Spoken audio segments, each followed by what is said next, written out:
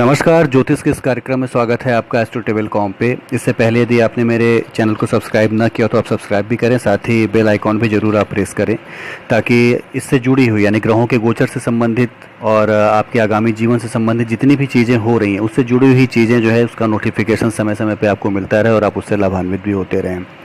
और साथ ही आप मेरे फेसबुक पेज को भी आप लाइक कर सकते हैं एस्ट्रोटेबल.com के ही नाम से। वहाँ भी इसी तरह की रोचक जानकारियाँ हैं जो आपको एक दिशा निर्देश दे सकती हैं आपके आगामी जीवन के लिए। तो चलते हैं कि जून के महीने में क्या क्या होने जा रहा है। इस पे तो वीडियो काफ़ी बन चुकी है। जून का महीना बहुत ही ज़्यादा चर्चा में भी रहा है। कुछ सूर्य ग्रहण को ले लें या चंद्र ग्रहण को ले लें या 5-5, 6-6 ग्रहों को ले लें कि वक्री हुए और सारे लोगों पे असर भी उसका पड़ा। तो उसी श्रृंखला में यानी इस चर्चा की श्रृंखला में ही एक श्रृंखला और भी बन रही है कि शुक्र जो है वो मार्गी होने जा रहा है। शुक्र को माना जाता है कि बृहस्पति की तरह ही शुक्र भी जो होता है बड़ा ही शुभ ग्रह माना जाता है और शुक्र को कला, प्रेम, सौंदर्य कह सकते हैं, वैवाहिक, वाहन समेत अन्य भौतिक सुखों का कारक माना गया है। तो इसीलिए कहा जाता है कि कुंडली में इसकी शुभ स्थिति होने से व्यक्ति को समस्त सांसारिक सुख भी प्राप्त होते हैं। वहीं शुक्र के कमज़ोर होने से वैवाहिक जीवन में तनाव, सांसारिक सुखों में कमी, आर्थिक स्थिति में गिरावट, कई तरह की बीमारियां यानी खून से संबंधित, ब्लड से संबंधित कई तरह की बीमारियां, किडनी के रोगों से संबंधित कई तरह की परेशानियां आती हैं। तो शुक्र जो है ये मार्गी होने जा रहा है आपकी वृषभ राशि में। वृषभ और तुला राशि का स्वामित्व है इसका। मीन राशि में ये उच्च का होता है, साथ ही कन्या राशि में ये नीच का होता है। तो यहाँ पे जब ये मार्गी होगा तो निश्चित रूप से काफ़ी अच्छे फल देगा। और मार्गी हो रहा है ये 25 जून 2020 को। तो सभी राशियों के लिए कह सकते हैं जिनमें मालव्य योग बना रहा है या अच्छे भाव में जिनके लिए बैठा हुआ है उनको काफ़ी अच्छे फल देगा ये। तो आइए शुरू से अंत तक देखते हैं। और ख़ास तौर से शुक्र जब भी अच्छे भाव में आता है, अपनी खुद की राशि में, अच्छी राशि में आता है, तो वो लोग जो कि फिल्म से संबंधित हैं, एक्टर हैं, फोटोग्राफी के किसी बिजनेस से संबंधित हैं, ट्रैवल के बिजनेस से संबंधित हैं, या कह सकते हैं ऑर्नामेंट्स के बिजनेस से संबंधित हैं, विदेश यात्राओं में रुचि रखते हैं, कपड़ों में बहुत ज़्यादा रुचि रखते हैं, उनके लिए बड़ा ही अच्छा फल लेके आता है। तो आइए देखते हैं कि हर राशि के लिए क्या क्या फल मिलने वाला है शुक्र के इस मार्गी होने का। तो यदि मेष राशि को ले लें तो मेष राशि के लिए द्वितीय भाव में शुक्र का गोचर होगा, यानी जहाँ 2 अंक लिखा है वृष राशि है वहाँ पे शुक्र का गोचर होगा। और 2 अंक जो माना जाता है कि वो एक तरह से अचल संपत्ति का है, परिवार का है, धन का है। तो यहाँ पे शुक्र जब आएगा तो धन में, संतान में, स्त्री के प्रति आकर्षण देगा, धन में और संतान में वृद्धि देगा, पारिवारिक जीवन आदि मामलों के लिए बहुत ही ज़्यादा शुभ रहेगा। और विलासितापूर्ण चीज़ों पे खर्चे आपके बढ़ाएगा, विलासितापूर्ण जीवन जीने की इच्छा आप में ले आएगा, प्रेम संबंध आपके बड़े मजबूत करेगा यहाँ पे। तो मेष राशि के लिए शुक्र का ये गोचर जो है काफ़ी अच्छा है। वृषभ राशि के लिए ले लें तो वृषभ राशि खुद की राशि में शुक्र रहेगा और केंद्र में रहने का मतलब है मालव्य योग भी बनाएगा, लक्ष्मी योग भी बनाएगा, वक्री था, मार्गी हो जाएगा। तो ये फल इनके लिए, खासतौर से वृषभ राशि वालों के लिए बहुत ही ज़्यादा शुभदायक है। भौतिक सुखों में वृद्धि, वैवाहिक सुखों में की प्राप्ति, मन में प्रेम, सौंदर्य और संगीत, सजने संवरने की इच्छा होना, खर्च करना, वाहन पे खर्च करना, कपड़ों पे खर्च करना, सेंट पे खर्च करना, ये सारी चीज़ें यहाँ पे शुक्र इनको देगा। सामाजिक जीवन में देख लें तो मेल मिलाप होने के संभावनाएं जो हैं अच्छी बढ़ जाएंगी, नए नए संपर्क इनके बढ़ेंगे। तो शुक्र जो है वृषभ राशि वालों के लिए मार्गी होके काफ़ी अच्छा होने जा रहा है, काफ़ी अच्छे फल देने जा रहा है। और ख़ास तौर से देखा जाए तो शुक्र करीब करीब 31 जुलाई तक इसी तरह रहने वाला है जैसे कि है। तो ये जो इनके 1 से 1.5 महीने गुजरने वाले हैं बड़े ही अच्छे गुजरने वाले हैं वृषभ राशि वालों के लिए। यदि देख लें कि मिथुन राशि के लिए क्या मिलेगा तो मिथुन राशि के लिए 12वें भाव में इसका गोचर होगा। मिथुन राशि के लिए 12वें भाव में गोचर होगा। यहाँ पे 12वां भाव चूँकि खर्च का भाव माना जाता है, सभी लोग जानते हैं, थोड़ा तो आर्थिक अस्थिरता थोड़े आप में देगा, कह सकते हैं कर्ज से मुक्ति दिला सकता है। हालांकि उसकी दृष्टि रहेगी आपके 6ठे भाव पे, वहाँ से तो कर्ज से मुक्ति दिला सकता है, लेकिन फिर भी खर्च आपके बड़े बढ़ाएगा ये। यानी आपके भोग विलास पे खर्चे बढ़ना, बेकार के फिजूल खर्च करना, जिस चीज़ की ज़रूरत नहीं थी वो भी ले लेना, ये सारी चीज़ें यहाँ पे ये कर सकता है। धन में हानि करा सकता है, आपकी चोरी होने का भय बना रह सकता है।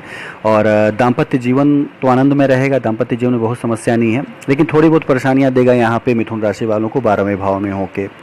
कर्क राशि वालों के लिए ले लें तो कर्क राशि वालों के लिए है जितना वृष राशि के लिए लाभदायक था उतना ही कर्क राशि वालों के लिए भी लाभदायक, क्योंकि 11वें भाव में गोचर होगा। तो आर्थिक स्थिरता आपको देगा, कर्ज से मुक्ति आपको दिला देगा, जीवन साथी से आपके संबंध बड़े ही अच्छे बनाएगा, लोकप्रियता आपकी बड़ी अच्छी करेगा, और मनचाहा वाहन आपको मिलना, आभूषण मिलना, स्वादिष्ट व्यंजन मिलना, भौतिक सुख सुविधाओं की प्राप्ति होना। और इस अवधि में जब तक ये शुक्र इस 11वें भाव में रहेगा, आपके ऊपर लक्ष्मी की कृपा आशातीत बनी रहेगी। बहुत ही ज़्यादा आप अच्छे से अपना जीवन जो है यापन कर पाएंगे या गुजार पाएंगे। तो कर्क राशि वालों के लिए भी ये बड़ा ही अच्छा एक गोचर है, कह सकते हैं, शुक्र का मार्गी होना। साथ ही देख लें सिंह राशि वालों के लिए, तो सिंह राशि के लिए भी काफ़ी समय से शुक्र अच्छा चला आ रहा है, चूँकि इनके 10वें भाव का एक तरह से लॉर्ड हो जाता है और अपने भाव में ही है। मालव योग लक्ष्मी योग बना ही रहा है यहाँ पे, तो ये फ़ायदे बड़े अच्छे देगा। हालांकि भाग्य बहुत ज़्यादा साथ नहीं देता है, आपके खर्चे भी बहुत बढ़ा देता है, आपको दौड़ना धूपना पड़ता है, ये सारी चीज़ें करता है यहाँ पे वो, लेकिन फिर भी आपको संबंध बड़े अच्छे बनाता है। और वो लोग जो कि कर्म से यानी कर्म कर रहे हैं, वो लोग जो कि जुड़े हुए हैं ट्रैवल के काम से, या एक्टर हैं कह सकते हैं, मॉडल हैं कह सकते हैं, एक्टिंग के किसी फील्ड से जुड़े हुए हैं, उनके लिए बड़े अच्छे बड़े ही लाजवाब फल लेके यहाँ पे शुक्र आने वाला है। चूँकि कर्मेश बन जाता है यहाँ पे, तो बड़े ही अच्छे फल लेके आएगा।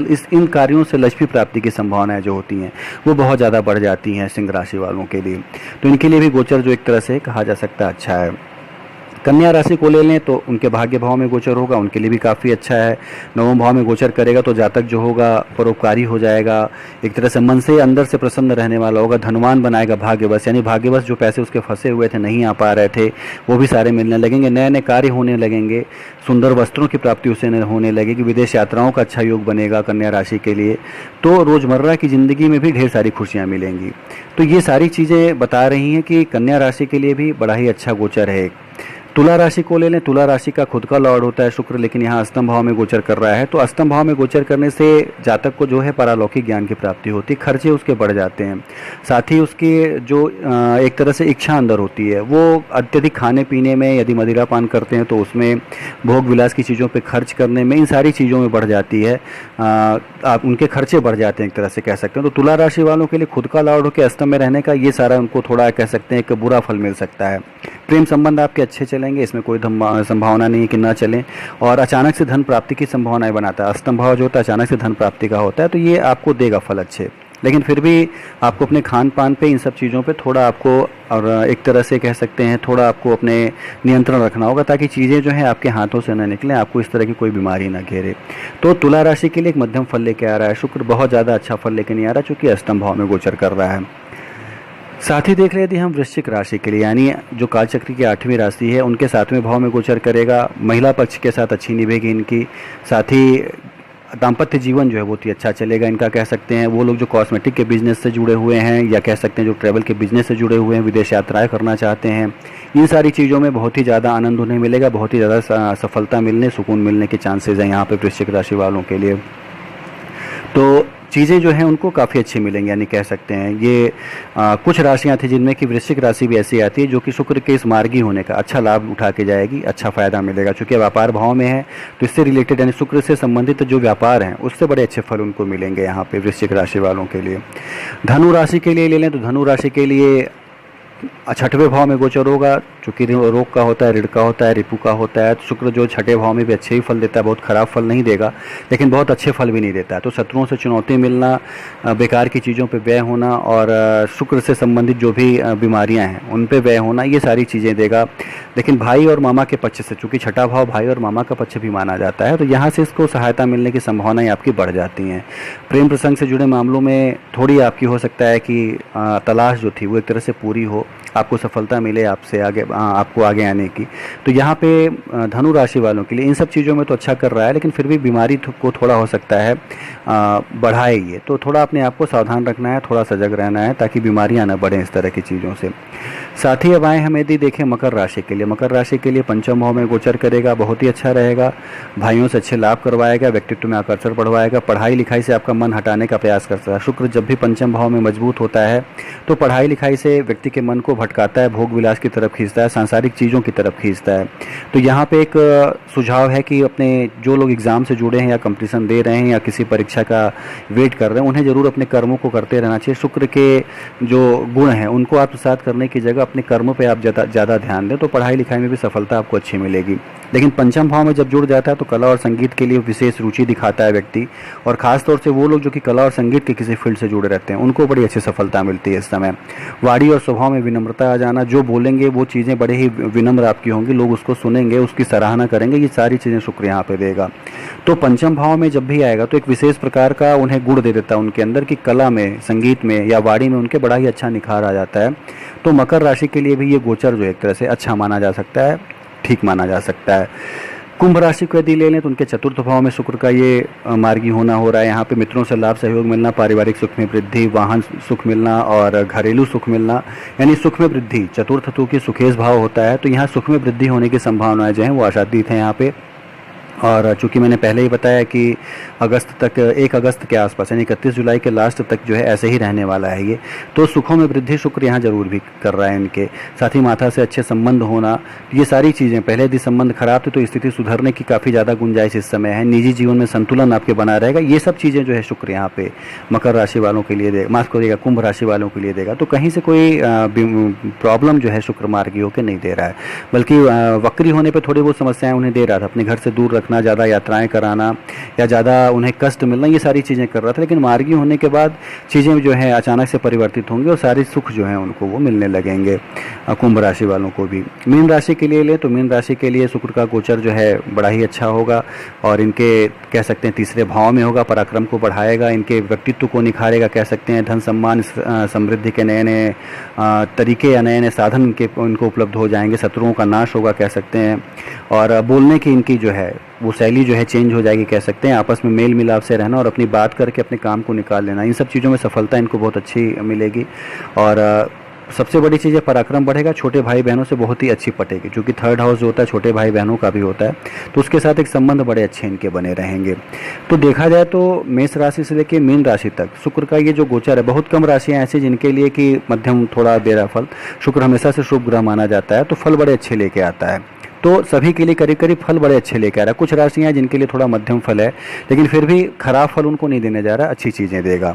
तो सांसारिक सुखों की इच्छा जिन व्यक्ति में प्रबल रूप से होती है, यदि उनका शुक्र अच्छा है तो घर का, वाहन का, स्त्री का और भौतिक सुखों का, सभी चीज़ों का लाभ उनको बड़े ही ईजिली शुक्र उपलब्ध करा देता है। तो इसीलिए कहा गया है कि जितनी कृपा बृहस्पति की होनी चाहिए आपकी कुंडली में, उतनी ही कृपा शुक्र की भी आपकी कुंडली में होनी चाहिए। और यदि शुक्र पीड़ित है या कमज़ोर है तो इन भौतिक सुखों की कमी जरूर आपकी उसमें दे देता है कुंडली में या आपके जीवन में। तो इसकी शांति का उपाय करना चाहिए। शांति का उपाय करने के लिए आप एक हीरा या ओपल पहन सकते हैं। सभी को मैं सुझाव नहीं दे रहा हूँ, कुछ लोगों को दे रहा हूँ जो कि शुक्र जिनके लिए अच्छा है। कुछ राशियाँ ऐसी जिनमें कि पहनना थोड़ा नुकसान कर सकता है उन्हें, तो अपनी कुंडली दिखा के उसको समझ के आपके किस भाव में नैसर्गिक कुंडली में है और अभी गोचर में क्या चल रहा है आपके लिए देख के ओपल या हीरा आप पहन सकते हैं।